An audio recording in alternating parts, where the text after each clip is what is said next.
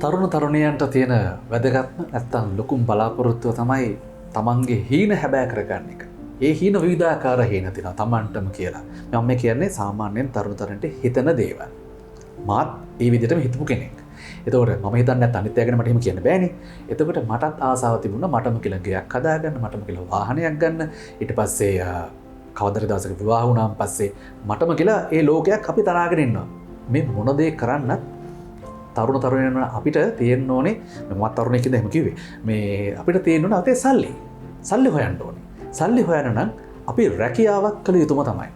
දැන් රැකියාව ගැන කතා කරනකොට ලක්මිරෝ ඩිජිටල් ටීවී හරහා අපි මේ රැකියාව හා සම්බන්ධව බොහෝ දේවල් කතා කරා පහුගිය වැඩසටහන්වලදී. පුංචි මතක් කිරීමක් CV එක සහ රෙසියුම් එක ලංකාවේ තියෙන රෙසියුම් එකක් අපි යවන්න රෙසියුම් එකක් ගැන අපි මතක් කරා. ඊට පස්සේ තව අපි කතා කරා මේ ඉන්ටර්වියුස් ගැන කතා කරා මේ බොහෝ දේවල් ගැන කතා කරා. අද අපි කල්පනා කරා තවත් වෙනස් ආකාරයක දෙයක් කතා කරන්න. ඒකත් මේ රෙසියුම් එක හා සම්බන්ධවම තමයි. දැන් බොහෝ දෙනා බලාපොරොත්තු වෙනවා ලංකාවට වඩා මුහුදෙන් එතරට ගිහිල්ලා ඕවර්සීස් නැත්තම් ෆොරින් ජොබ්ස් වලට ඇප්ලයි කරන්න ගොඩාක් බලාපොරොත්තුවක් තියෙනවා. විවිධාකාර රටවල ඔබ දන්නවා මේ වෙනකොට USA ඊට පස්සේ කැනඩා, ඕස්ට්‍රේලියා, නිව්සීලන්ඩ් මෙන්න මේ කින රටවල් වලට බොහෝ දෙනා හරි කැමති රැකියාවල් කරන්න යන්න. හොඳට සල්ලි හම්බ කරගන්න පුළුවන් සහ රටට බලා ගන්න පුළුවන් හොඳ අත්දැකීමක් ගන්න පුළුවන්.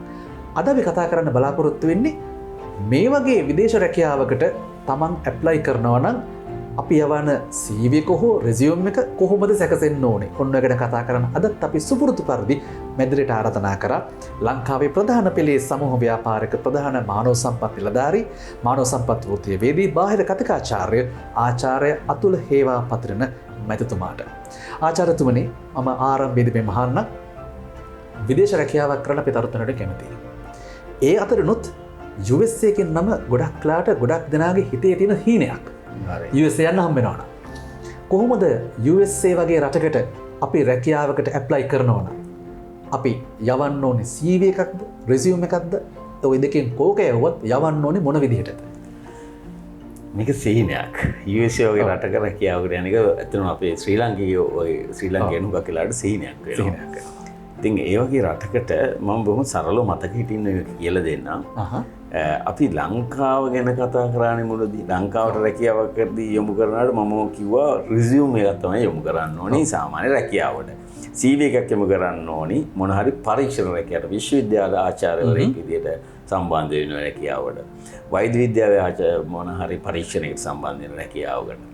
නැත් සාමාන්‍ය රැකියාවට සාමාන්‍ය අපි හැමෝටම අයදුම් කරන රැකියාවක් කියන්නේ ඒකට රිසියුම් එකක් දානවා. දැන් මේ USA වලත් ඕකම තමයි.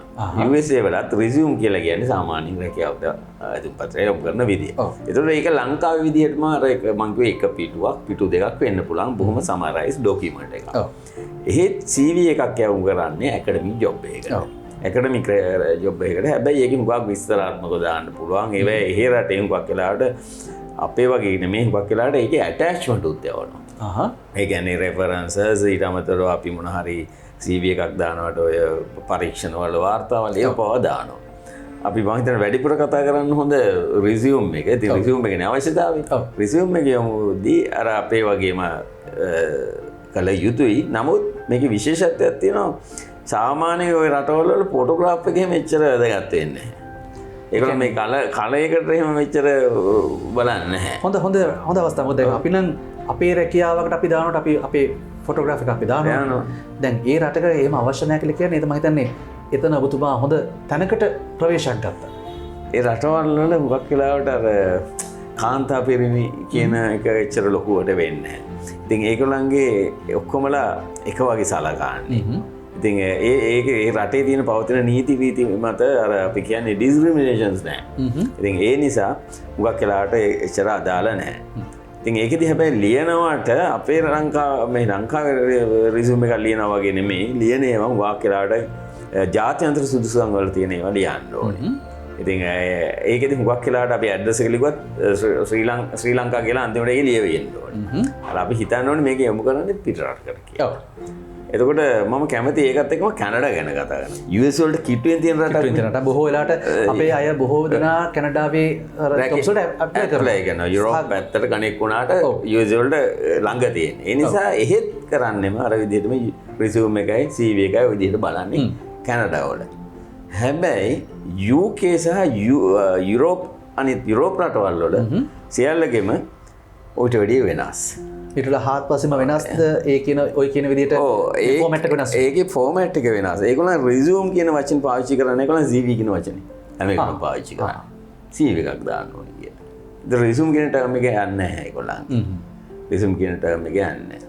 right. එතකොට අපි නිව්සීලන්ඩ් ගත්තොත් නිව්සීලන්ඩ් වලදී හුඟක් වෙලාවට නිව්සීලන්ඩ් වගේ රටකට දානවට ඒ වෙලේදී ජොබ් එකට ඇප්ලයි කරනකොට රිසියුම් එකයි CV එකයි දෙකම එක සමානව වගේ තමයි පාවිච්චි වෙන්නේ. ඒකේ ලොකු වෙනසක් දකින්නේ නැහැ කට්ටිය.